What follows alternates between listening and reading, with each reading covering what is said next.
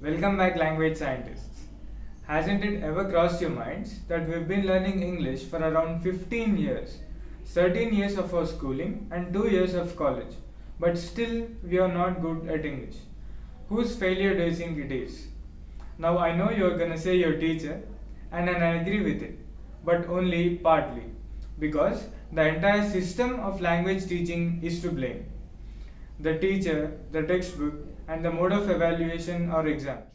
They fail to teach you English because they never made a distinction between English and other subjects. English is different. English has a different purpose. Let us understand this point by using our textbook. First, let's look at the index of the subjects other than English. Here are the subjects social and math.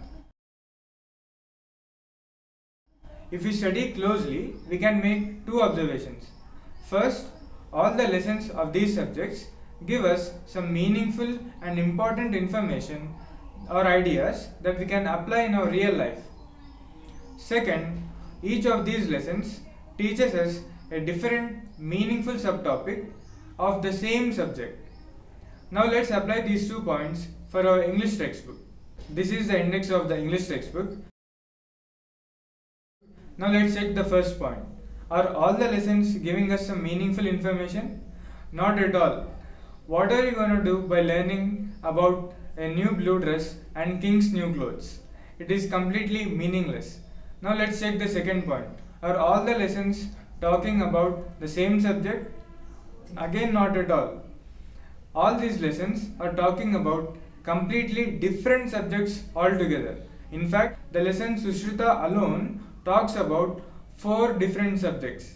You heard me right, 4 different subjects: history, medical science, anatomy and botany. By this we understand that the purpose of English is not to give you or teach you some important information, rather it is to teach you how to express that information in the best possible way and in beautiful ways. For example, let us take the lesson Sushruta. Here we don't need to focus either on Sushruta or on plastic surgery or on history, but you need to focus on the specific vocabulary that you need to learn in order to express accurately specific situations. You need to learn the vocabulary related to sages like hermitage, descendants, pupil and treatise. Also, you need to learn the vocabulary related to feelings like numbed, anguished, frantic, etc. But what do we learn? We learn about Sushruta, we learn about plastic surgery, and we learn nothing. Even the questions that follow the lesson in the textbook don't serve any purpose. Here are some better questions. Now you have learned the right way of studying your English textbook and the right questions you need to answer. Until now, it wasn't your fault that you didn't know English. But from now on, it is entirely your fault because you have just learned the right way.